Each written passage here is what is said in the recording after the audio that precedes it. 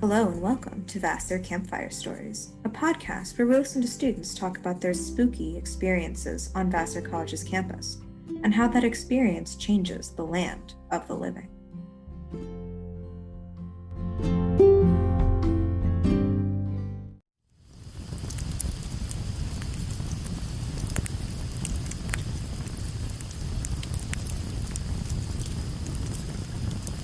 Thank you for listening to another episode of Vassar Campfire Stories, and I hope you're ready for another wonderful Vassar ghost story. I am your host, Haley Bax, and I am so pleased to be sitting here today with Olivia. Olivia, would you like to introduce yourself?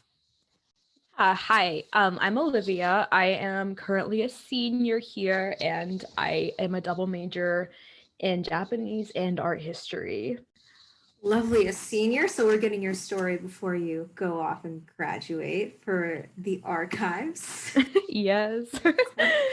So I know I can't wait. So whenever you're ready, you can just go on and get on into it.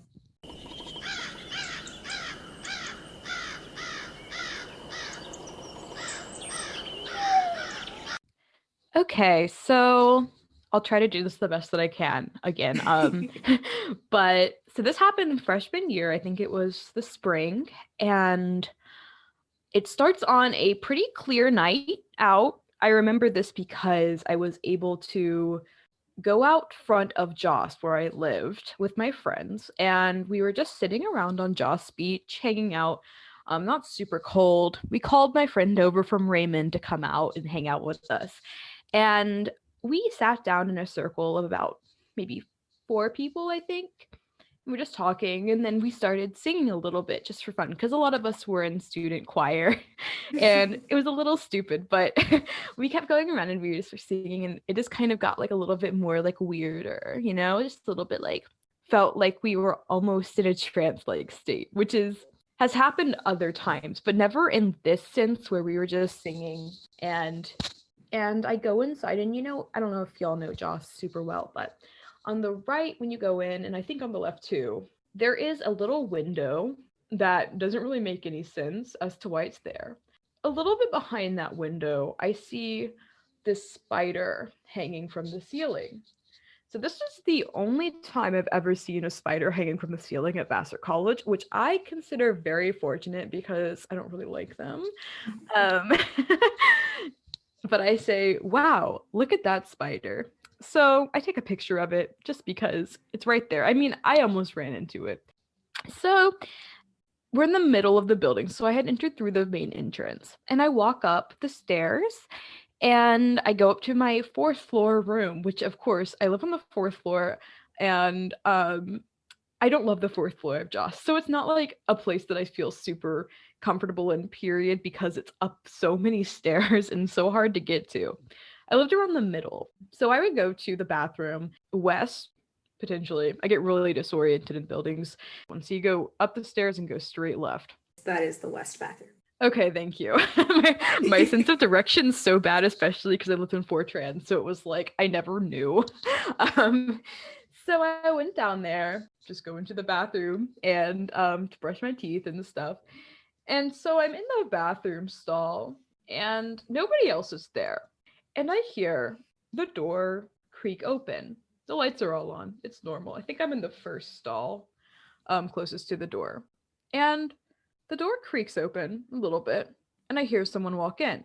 So I think, oh, okay, I guess someone's going to brush their teeth. And then I don't hear anything else. Like I heard a couple footsteps, and then it stopped. And I was like, what? Because they had definitely gone a couple feet in. So it's a couple more seconds, and I'm kind of waiting for something to move. And the door creaks open, but only a tiny bit, maybe a tiny, like a millimeter or two. So I was just sitting there and waiting again because this was really weird. Why did it open again? And I still hadn't heard anybody. The door had, from the first time, that opened. And it wasn't open wide enough for anybody to have gone in or out the second time, especially. So I'm just sitting there a little bit freaked out now. And then I hear the door rattle. And I said, what? I was really like, what is going on? And so I flushed the toilet. I just because I was just kind of sitting there like a little bit freaked out. And I go out to go wash my hands. And I'm thinking, is this going to happen again? So I'm washing my hands and the door rattles a lot. It happened again. I was at the closest sink to the door and it happened again. And I said, oh my God, a little bit. And so I opened the door right after it happened and nobody was there. I remember being like, oh God, what? Because I have had experiences in different places, like very definitely not supernatural, like definitely supernatural experiences in high school a lot, but never at Vassar up until that point, and I haven't ever since then. So I'm not sure exactly what was going on, but it was definitely not. It definitely lines up with things that had happened in the past more than any kind of explicit, like than any explainable things that have happened to me at Vassar. So yeah, I think that I was pretty scared, but not super scared. I don't think it was security. I don't think it was wind. I've tried to figure out what it could have been, but I left the bathroom and I ran down the hall to my room and I called my friend and said, "Bro, I think there was a ghost in the bathroom just now."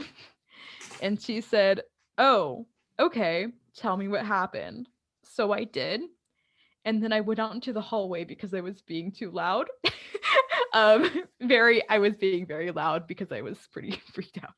And I continued my conversation with her, but I was a little bit scared to be in the hallway at the moment because there was potentially a ghost in the bathroom.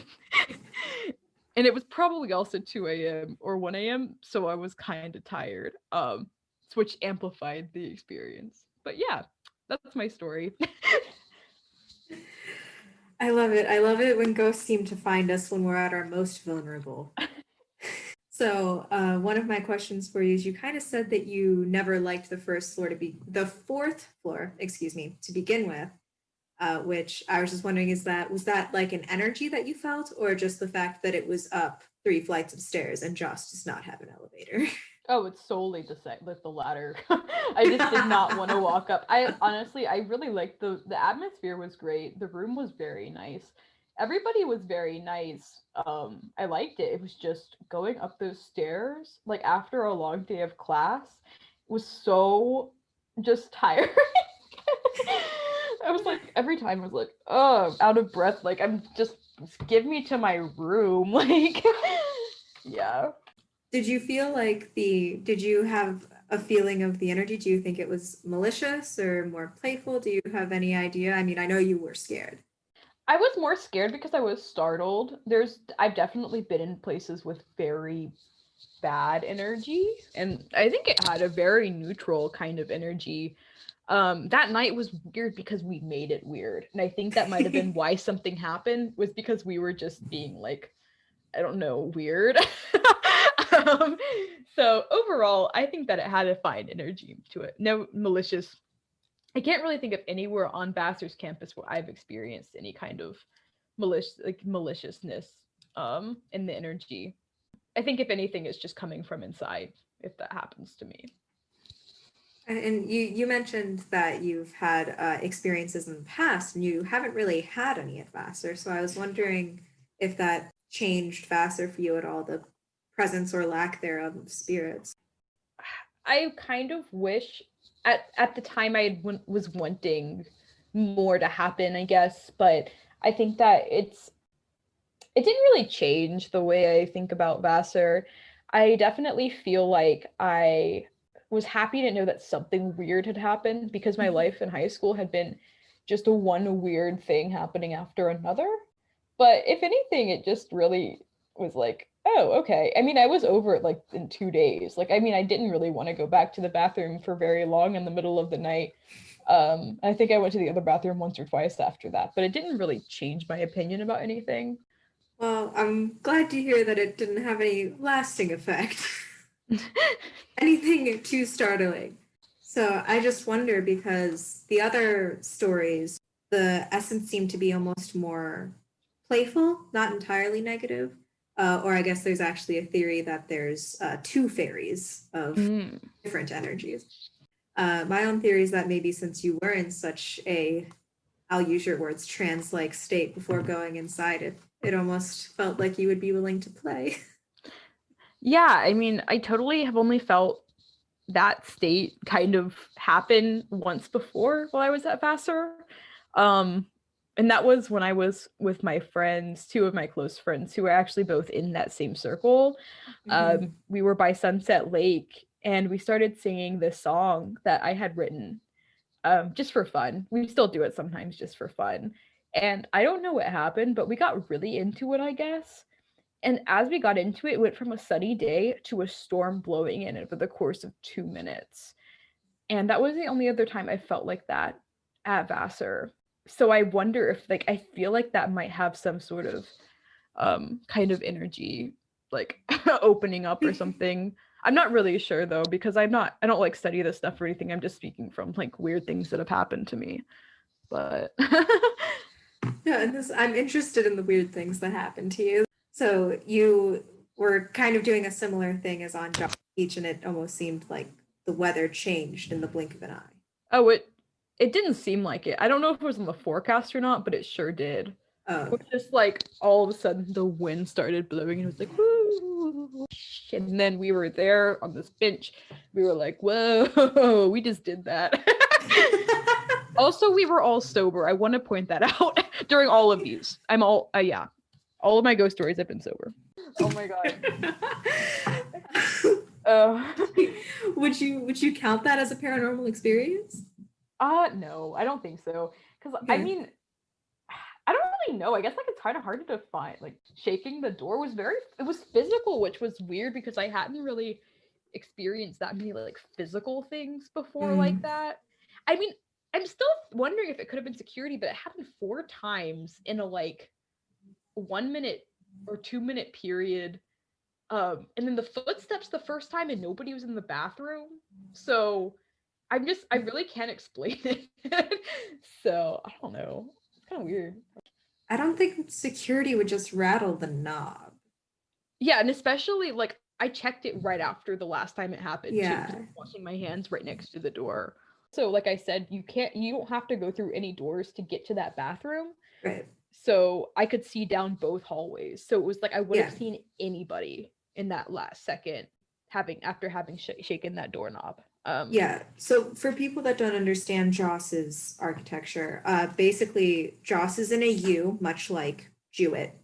And basically there's a bathroom in each corner. And so when you're at one bathroom, you can see straight down one hallway and across the trans until it turns the corner to the other hallway to complete the U.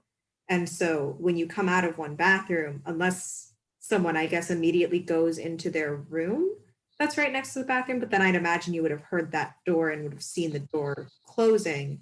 Like there's nowhere for them to hide, unlike in other dorms where there's maybe fire doors or a stairwell you can go down. There's no way.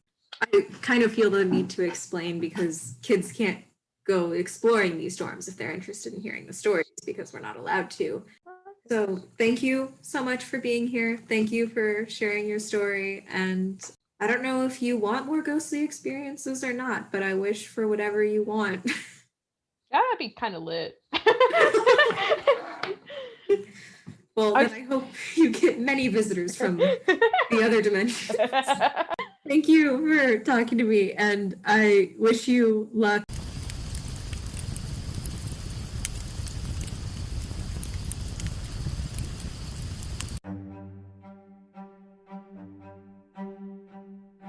The Joss fourth floor fairy is a spirit that likes to play. Its work has provided students with some company and a fright or two. Ilia's experience went from an uncomfortable delve into her emotions and transformed into a comforting reminder of who she is. The haunting has changed with her. The knocks of the fairy become a comforting reminder to keep her on track. Emma's mischievous ghost played with her electronics and created a sense of wonder about a building that has been changed and what that meant for the past. Olivia found herself creating an energy and an aura with her friends, and when she entered the building, signs of the paranormal appeared. The Joss fourth floor fairy seems to appear to those that call to it, or need its presence. Joss becomes more homey, requires history and provides a little fright to those that experience the fairy. It reminds us that perhaps those that came before us are still around. They understand our feelings, and they walk the halls with us. Thank you for listening, and I hope you have a good night.